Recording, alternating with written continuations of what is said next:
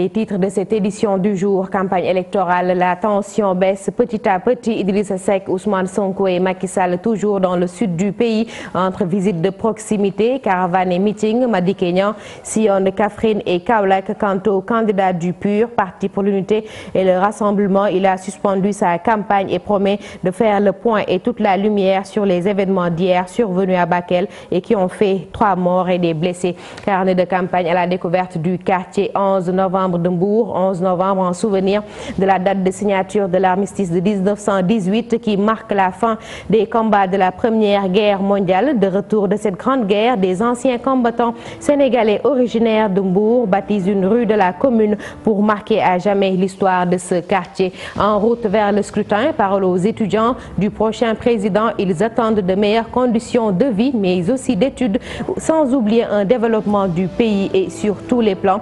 Pour finir, vous aurez vos rubriques éclairage avec Valdiodio Ndiaye, la carte électorale Aminata Mbaré Sow qui fait focus sur la région de Tamba au cœur de l'actualité ces dernières heures. C'était tout pour les titres. Tout de suite le développement.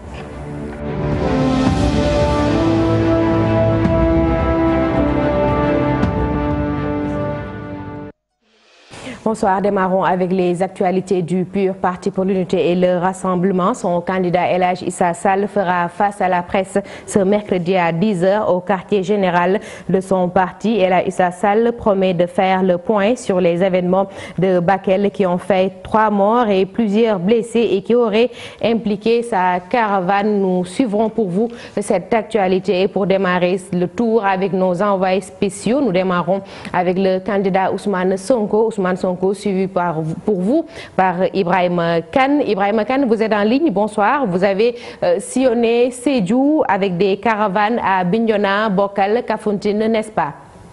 Vous l'avez dit, Astou, c'est ça. Et partout où le cortège est passé, retenez que les populations sont sorties pour accueillir le candidat Ousmane Sonko et l'applaudir. Il n'y a pas eu beaucoup de déclarations ce mardi, mais retenons qu'Ousmane Sonko a promis un avenir radieux aux populations de Cap Skirring, une localité à fort potentiel touristique et artisanal, il faut le dire. Ousmane Sonko s'est engagé à rehausser donc le tourisme et l'artisanat dans cette localité, gage pour lui d'un développement. Il considère que le président sortant, candidat à sa propre succession, a échoué dans tous les domaines, surtout dans sa Casamance natale. Il a promis en outre de dissoudre l'Assemblée nationale, considérant que l'institution avec la majorité qui y siège ne se soucie pas des préoccupations des Sénégalais qui l'ont pourtant mandaté. Et présentement, Astou, nous venons d'arriver à Goudomp où les populations regroupées le long de la route attendaient déjà Ousmane Sonko. Et après Goudomp, nous allons retourner sur Bignona. À Bignona, c'est là-bas où va se tenir le meeting de clôture pour la coalition Sonko président. Ibrahima Kane? Ibrahima Kane est déjà parti. Nous retrouvons un autre envoyé spécial, Pape Farah Gningue qui accompagne le candidat de la coalition IDI 2019, Idrissa Seck. Pape Farah Gningue, vous aussi, vous étiez à Sédhiou avec des caravanes entre Bignona, Bokal, Kafountine. Pape Farah, bonsoir. Bonsoir Astou. Alors, que pouvons-nous retenir pour le candidat Idrissa Seck pour cette journée? Et actuellement, nous sommes sur la route pour atterrir à Ziguinchor, mais depuis ce matin à Sédhiou, on a à Médina Souané, où le Khalif Serigne Karamba Souané, donc qui a prié pour Idrissa Seck, il lui a même assuré une victoire lors de cette élection. Mais tout début, les talibés ont récité des versets coraniques, surtout l'histoire de Souleymane qui avait beaucoup de puissance, mais il a pu éviter et protéger des produits qui étaient très très petits. Et pour cela, il essaie à décortiquer le message. Pour lui, le calife lui dit que c'est comme ça, donc, qu'un chef de l'État doit se comporter, ne pas utiliser la force pour réprimer cet adversaire pour la population.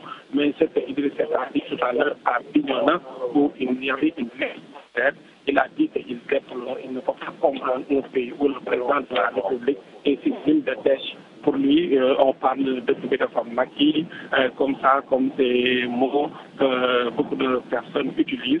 Et selon lui, donc, il va appeler tout cela, surtout la jeunesse suédoise actuellement. Il y a au niveau de la verte Casamance et il a visité aussi Serigne François Bodian, donc c'est donc au niveau de Bignona, mais il dirait qu'actuellement, on peut dire Pafara Nyingue, que nous avons du mal à percevoir correctement. Pafara, juste rappeler, il accompagne le candidat Idrissa Seck qui est aussi à Sédhiou entre caravane, meeting et visite de proximité. Un autre envoyé spécial en ligne, il s'agit de Alassane Ba. Alassane, bonsoir. Bonsoir à tous. Alors Alassane, vous accompagnez le candidat Macky Sall. Alors aujourd'hui, vous avez quitté sûrement Ziguinchor. On a quitté Ziguinchor ce matin. Vous l'avez dit, nous venons tout juste d'entrer à Kaolack où nous allons clôturer la journée par un meeting au stade Lamine, un grand meeting où le candidat de Benno Bokk Yakaar qui est attendu par tous les militants et responsables de la localité Astou. Mais avant Kaolack, vous l'avez dit, nous avons tenu un meeting à Bounkiling, c'est dans la région de Sédhiou, mais également un autre que nous avons bouclé Astou à Nioro où, vous le savez, les responsables derrière derrière Moustapha Niass qui dirige justement cette coalition, cette localité plutôt, ils se disent rassurés Astou par la victoire de leur candidat Macky Sall qui s'est félicité de leur mobilisation, de la mobilisation trouvée sur place. Il a axé Astou son discours sur la production arachidière Astou et des efforts qu'il a fait durant ces 7 dernières années pour aider les paysans des productions records, dit-il, depuis 2 ans. Il a également dit Astou que 45 centres de formation comme celui fait à Nioro sont prévus dans tout le territoire national, dans les 45 départements du pays. Macky Sall s'est dit rassuré de sa victoire ici dans le Saloum Astoumbène. À Bounkiling également, Astou, je l'ai dit tantôt, nous avons tenu un meeting, mais c'est comme il l'avait dit à Sédhiou, c'est tout simplement essayer de poursuivre ce qu'il a déjà commencé, à savoir les programmes comme Promoville, PIDC, l'agriculture également. Il veut que Sédhiou fasse partie des greniers du Sénégal, Astoumen. Donc nous venons tout juste d'entrer à Kaolack. Nous ne sommes même pas encore arrivés au stade où doit se tenir le meeting Astoumen. Nous attendons le candidat que nous avons devancé, qui est passé par Porokhan et qui va nous rejoindre d'un moment à l'autre à Astoumen. Alassane, oui, alors quel est l'état d'esprit des militants après les violences d'hier? On ne sent même pas l'inquiétude des militants que nous avons trouvés sur place. Vous le savez, hier également à Ziguinchor, il s'est tenu un meeting où c'est les éléments de Pastef avec le candidat Ousmane Sonko. Mais à Astou, nous avons même croisé certains militants du candidat Sonko, mais dans le fair play Astouben, ils étaient en train de manifester dans le calme, sans pour autant. Et de l'autre côté, Astouben, ce qui est plus remarquable, ce qui est plus intéressant, c'est quoi? C'est que de l'autre côté également, des militants de Benno Bokk Yakaar qui scandaient le nom de leur candidat, et de l'autre côté, les militants de Sonko qui scandaient le nom de leur candidat, mais dans le fair play, dans le calme. Et c'est un exemple également à suivre à Astouben pour tous les autres localités, tous les autres militants qui se trouvent dans les autres localités à Astouben. Merci beaucoup Alassane Ba, beaucoup de fair play, que le meilleur gagne. Nous retrouvons un autre envoyé spécial. Il suit pour nous le candidat Madi Kenya. Il s'appelle Dissa Prera, qui est peut-être entre Kaffrine et Kaolack. Dissa, bonsoir. Bonsoir Astouben. Alors finalement, entre Kaffrine et Kaolack, vous êtes présentement où? Au moment où je vous parle, la caravane de la coalition Madiké 2019 est sur une piste latérite qui a quitté Bamba Tchalen en direction de Malem Odar, où nous allons passer avant d'aller vers Kaffrine et vers Koumpentoum, où les militants attendent le candidat pour un meeting éclair, comme il le fait souvent sur les routes du Sénégal. Avant cela, ce matin, le candidat a reçu les artisans de Kaolack avec qui il a discuté et il a échangé. Comme je vous l'ai dit hier, le candidat a mis en place un concept qui s'appelle l'artisan du président. Et il a également donné des récompenses à cette heure-là. Il a également reçu des militants dissidents du Parti démocratique sénégalais, également de Bokk Justice, avec qui il a discuté et qu'il a reçu, qui ont accepté de l'accompagner pour cette présidentielle-là. Comme je vous l'ai dit, la caravane d'Amaxol vient de quitter Bamba Tchalen. Bamba Tchalen est une commune de Koumpentoum, et nous sommes en direction de Malem Odar. Après Malem Odar, ce sera le tour de Kaffrine, et après Kaffrine, ce sera le tour de Kaffrine et puis Malem Odar et puis Koungheul. Je pense que ce sera la fin pour ce soir. Après, vous avez remarqué 4 envois spéciaux pour 5 candidats pour une raison très simple. Le candidat du PUR a suspendu sa campagne électorale et promet de faire face à la presse ce mercredi à 10 h au siège de son quartier général d'Issa. Merci beaucoup. Merci à Alassane Pafar et Ibrahim Khan. Nous restons non loin de là. Nous allons à Mbour au quartier 11 novembre. Un quartier, une histoire liée à la Première Guerre mondiale de par son nom et par ses premiers occupants des anciens combattants sénégalais. 11 novembre au centre de la ville de Mbour accueille aussi de nombreuses familles religieuses. Un quartier, une histoire, un quotidien retracé par Abdourahmane Diallo Mamadou Gueye.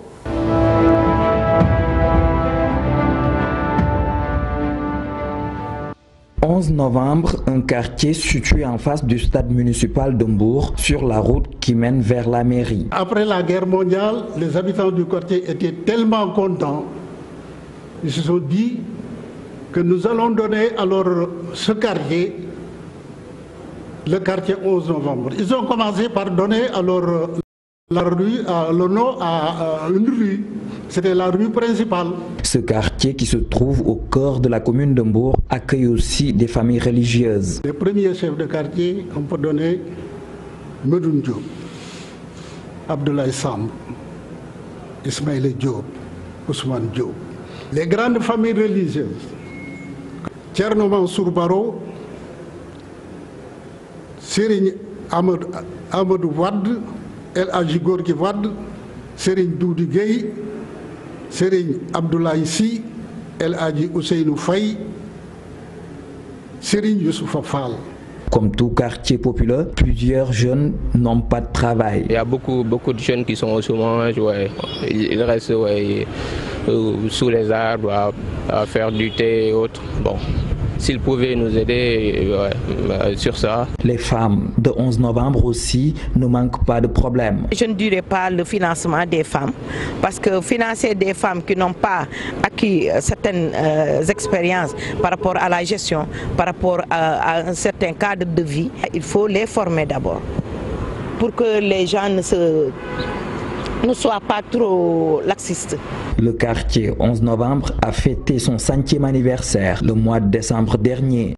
Merci beaucoup Abdourahmane, merci pour cette belle page d'histoire et bien des choses aux populations de Mbour. Maintenant place à la rubrique En route vers le scrutin. Ce soir, parole aux étudiants bientôt plongés dans le monde de l'emploi ou presque. Ils souhaitent le développement du pays tout en insistant sur leurs conditions de vie à travers l'amélioration de la restauration, le logement et la régularisation des bourses d'études. Aïssatou Gueye Diafaraba était à l'UCAD pour vous.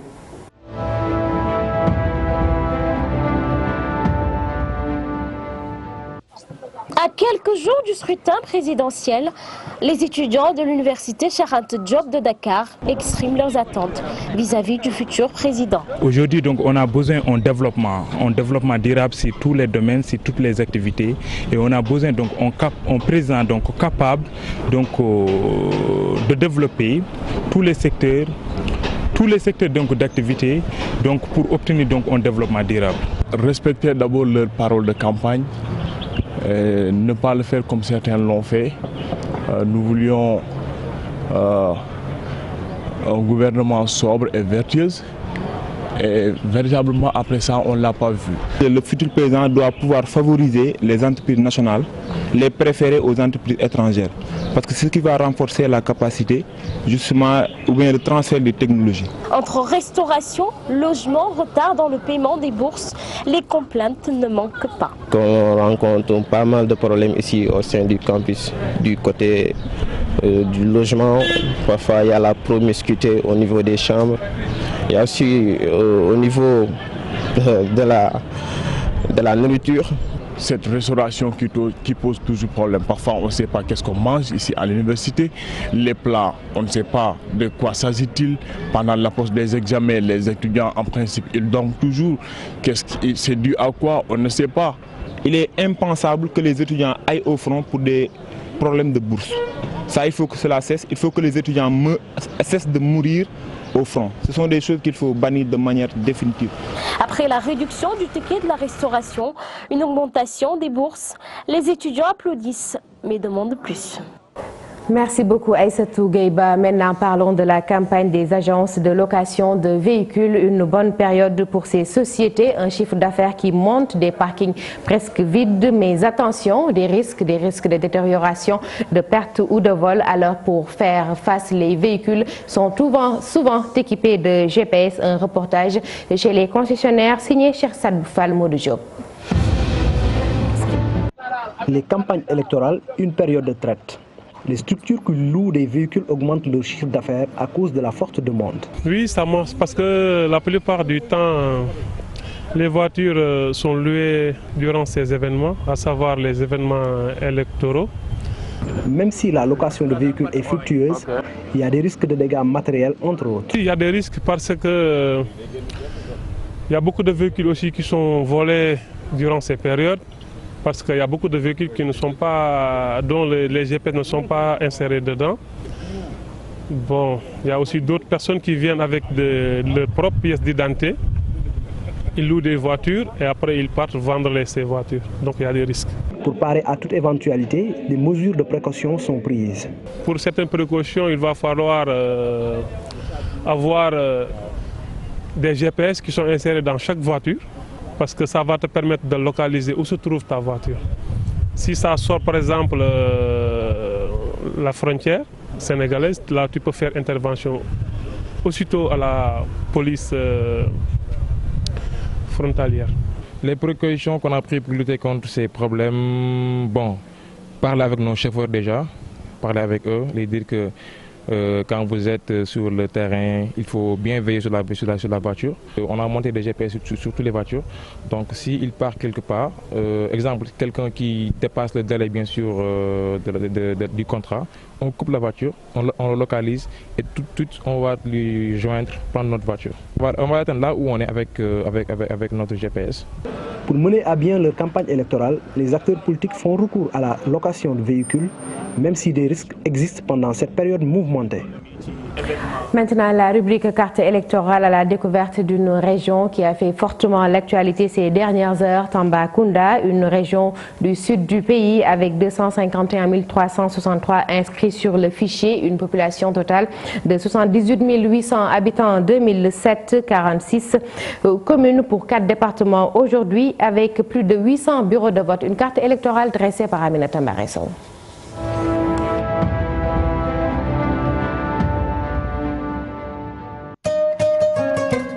Tambacounda, c'est la plus grande ville du Sénégal oriental.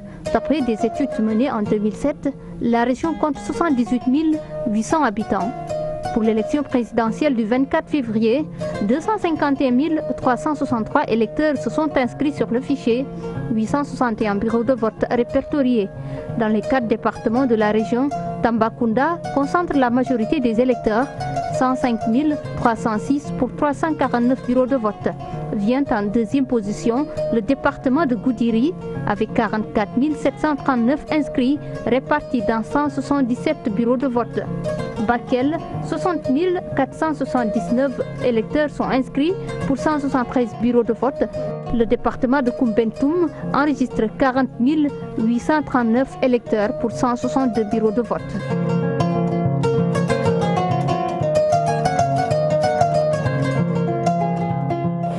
Le vote est secret, une phrase qui revient souvent dans le discours populaire et souvent institutionnel. Alors, essayons d'aller au fond et essayons aussi de trouver son sens avec l'expert électoral Valdio Ndiaye. Il est avec Mohamedou Lamine Ndiaye et à la caméra, il est à Thierno Laurent Mendy.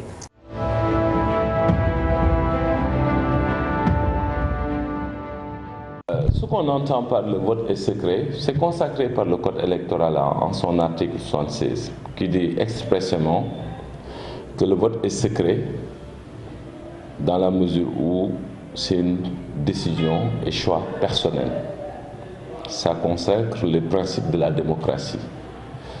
Et sous ce rapport-là, l'électeur, quand il entre dans le bureau de vote, d'ailleurs, il prend les... Comme ici, nous avons des bulletins multiples, il y a l'obligation, à l'exception notable de ce qui s'était passé en 2017, l'obligation de prendre, pour le cas d'espèce de l'élection présidentielle du 24 février, il va prendre les 5 bulletins. Après, il entre dans l'isoloir et c'est là qu'il fait son choix. Le restant des bulletins, il les jette dans la poubelle prévue à cet effet et avec le choix de son candidat, il l'insère dans une enveloppe et ça garantit le secret du vote. Merci beaucoup. Et pour finir, cette image du jour, preuve que la violence ne règne pas comme maître sur le terrain de la campagne électorale.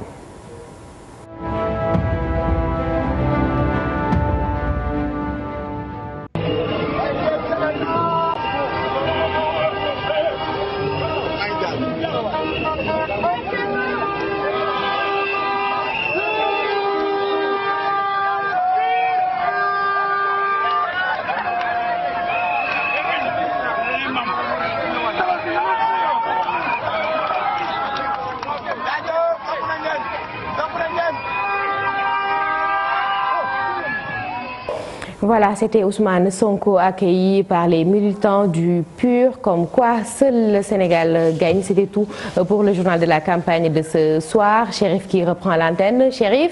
Merci.